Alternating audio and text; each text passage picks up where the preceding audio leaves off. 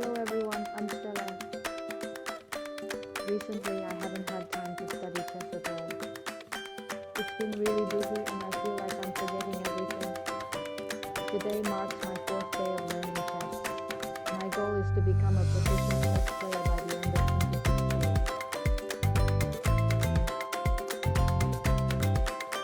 Today I will continue studying the lessons on chess.com. Learn how to maximize the strength of your pieces.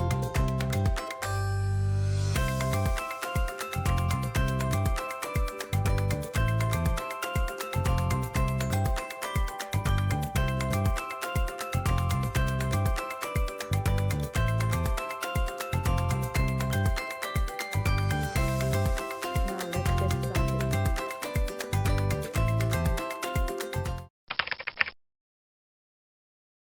And if you really are looking to maximize the knight, place the knight on the 6th rank, where it not only controls the center, but it also is eyeing the valuable pieces that are often found on the 8th rank, like the king.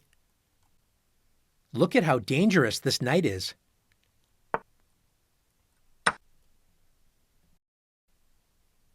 Knights also work really well when used together with the queen. Together, they cover all of the potential black-king moves. Just look at this checkmating duo. One final point about the knight is this. The knight is usually the best blockader of an advanced enemy pawn. Rooks hate getting stuck in front of pawns, and bishops aren't that much better. But knights feel right at home blocking pawns. When placed in the center of the board, knights can control as many as 8 squares, providing a strategic advantage and influencing multiple areas of the game. The coordination between knights and the queen can form effective attacking and defensive strategies. Knights can also be utilized to disrupt opponent pawn lines, create opportunities, or force enemy advances.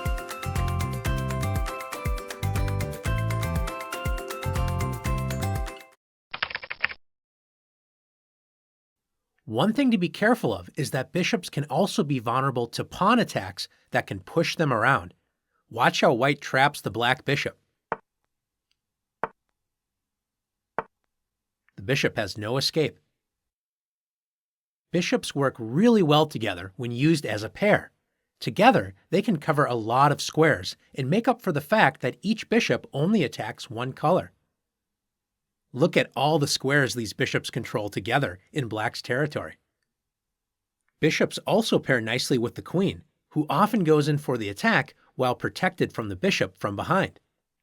Let's take a look at this attack with the queen and see how both bishops work together to help checkmate the black king. The queen checks the king on h8 and delivers checkmate. Notice the dark square bishop joins the battle and prevents the king from escaping. It's game over. One good question to always ask yourself is which diagonal would the bishop be most effective on? Let's see if you can answer that in the questions. When bishops are able to move freely along unobstructed diagonals around the structure. With two bishops, we can simultaneously control squares of two different colors. In this scenario, the two bishops can coordinate with each other to control more space on the board, thereby increasing their effectiveness and value.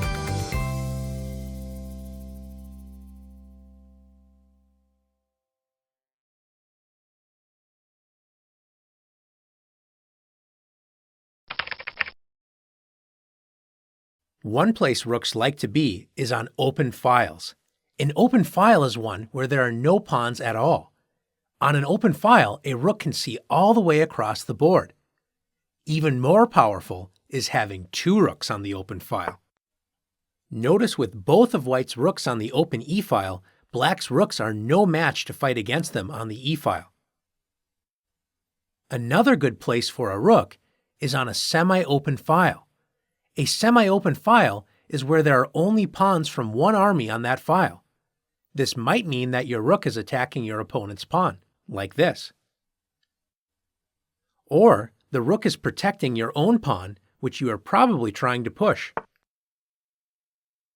Finally, The best place for a rook is on the 7th rank. Here it attacks your opponent's pawns and also cuts off the opponent's king. When you get 2 rooks together on the 7th rank, they are so unstoppable they have earned the nickname Pigs on the 7th. Let's see if you can put your rooks on their best squares. Placing rooks on semi-open files is ideal. Semi-open files refer to files without friendly pawns, but with opponent pawns. Placing rooks on such files serves multiple purposes. It can attack opponent pawns, creating threats, and protect one's own pawn, strengthening the pawn. Rooks can coordinate with other pieces. Usually other rooks or the king, especially on open ranks or particularly the 7th rank. This is because in these positions, rooks can move forward unobstructed and effectively target the opponent's pawn. Rooks in these positions often excel, threatening the opponent's pawn to directly targeting the pawn, thus creating a favorable position.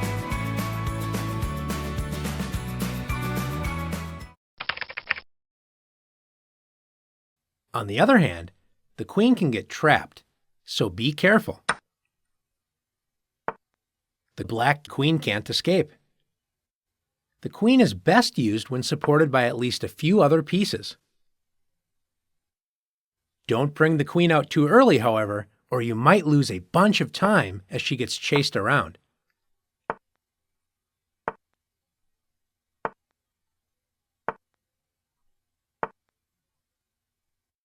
Queens can work very well when paired with bishops, like in this position. The light-squared bishop delivers checkmate as it's supported by the queen, and also notice the dark-squared bishop prevents the king from escaping.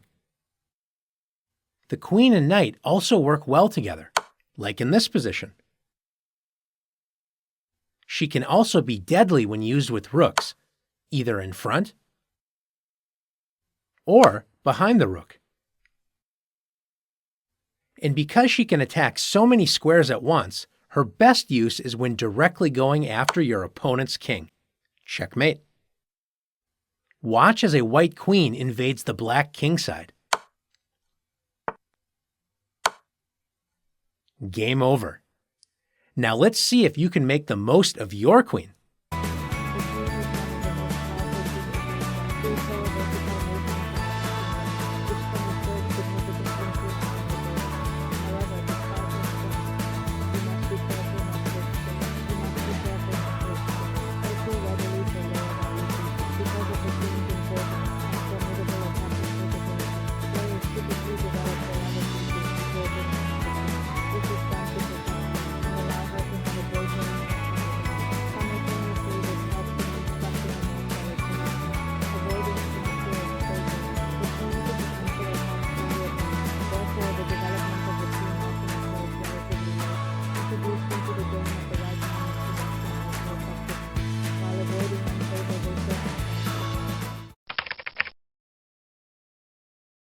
One important part of any chess opening is castling, so that your king can find a safe place to hide.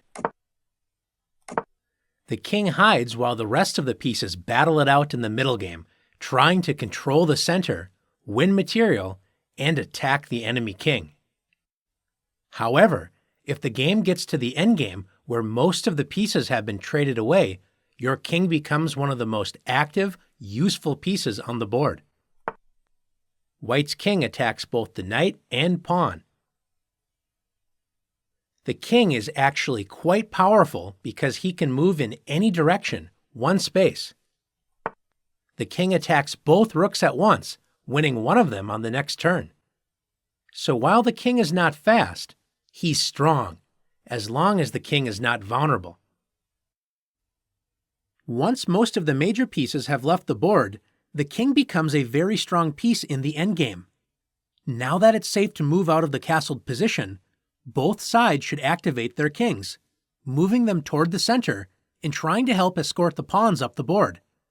Watch as one side activates their king and the other just pushes pawns, forgetting that in the endgame, the king is an active piece.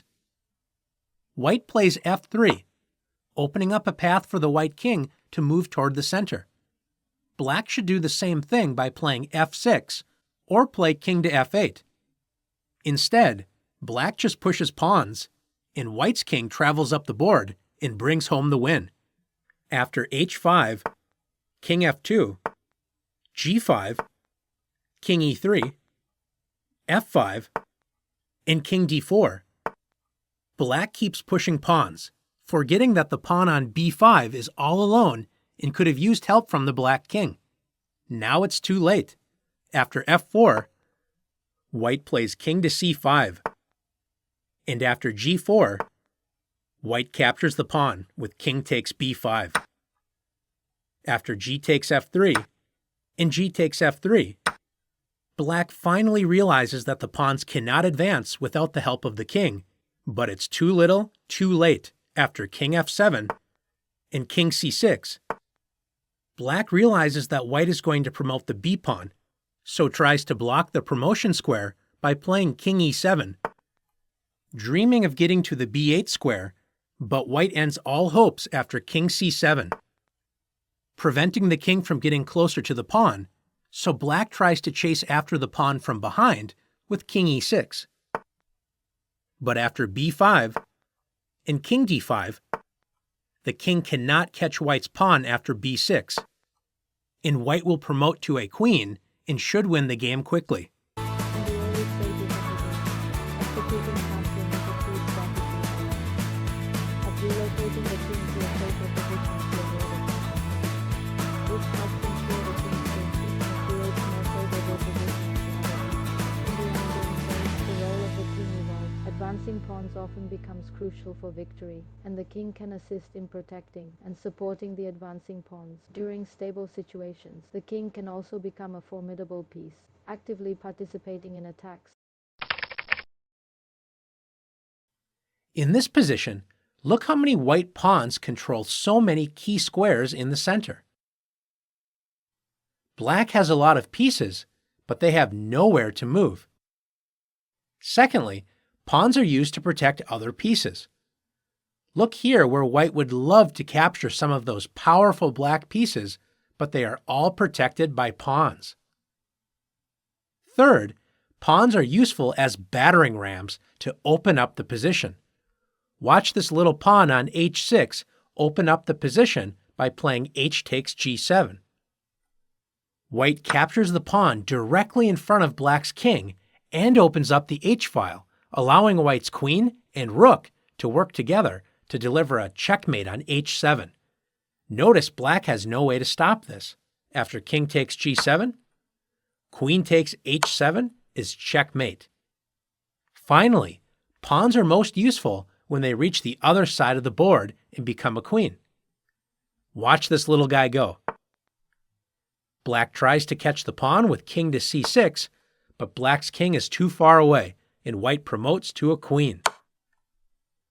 Now let's see if you can make the most of your pawns. Pawns can control key squares on the chessboard. Their movement determines the specific squares they can control, typically those directly in front of them. Additionally, pawns can protect other pieces. In a game, pawns can be utilized to safeguard more valuable pieces, such as the king, queen, rooks, etc.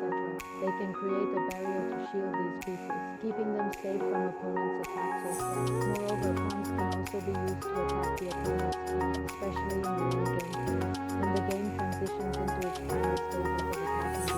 Pawn defensive capabilities become more pronounced. They can advance and threaten the opponent's king, forcing them to react and subsequently thereby vying for a more advantageous position.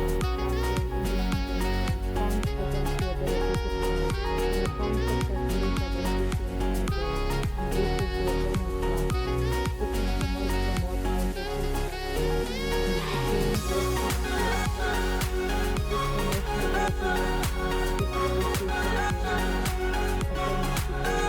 can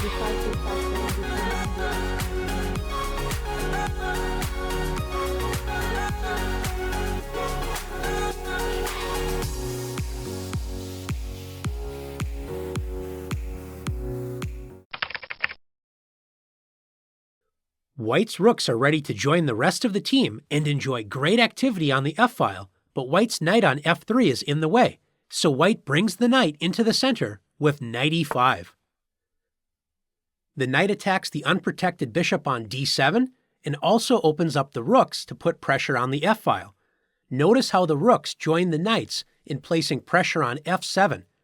There's 4 attacking pieces total on that square. Notice the knight on g6 is pinned because if the knight captures the knight on e5, this opens up the b1 to h7 diagonal, allowing checkmate with queen takes h7. If black tries to fork white's knights with f6, white can play knight takes g6. Notice how all of white's pieces work together, so black does not have a good defense. If black takes the knight on g5, this opens up the f-file and allows checkmate with rook takes f8. If black takes the knight on g6 with h takes g6, white will play queen takes g6, threatening checkmate on h7. If rook to e8, attempting to give the king an escape square if white delivers a check on h7, white now has another tactic using all of white's pieces together. Notice the pawn on g7 is pinned. Can you see how white can take advantage of the pinned pawn? That's right, rook takes f6. White captures the pawn and prevents the king from escaping to the f8 square. Queen h7 checkmate is on its way. Black plays bishop to e8, bringing the bishop to safety and adding another protector to f7. Black's scattered, passive pieces are no match for white's well-coordinated team of pieces. White now captures the knight on g6 with knight takes g6. Black is now forced to capture with the h-pawn because if f takes g6, the f-file is wide open and allows white to play rook takes f8, checkmate. After h takes g6, black thinks everything is covered, but now the h-file has opened a new line of attack. White's knight is covering the h7 square, so white uses teamwork between the knight and the queen to set up mate in 1 with queen h3. Look at how nice the queen and knight work together, threatening checkmate on h7 on the very next turn. Black does not have a defense because the rook on f8 cannot move, so the king does not have a flight square. If black attempts f6, attacking the knight, it's too little too late. White plays queen h7, checkmate. White's pieces worked very well as a team, combining the powers of each piece to overwhelm black's defenses. Now it's your turn to practice making your pieces work together. Like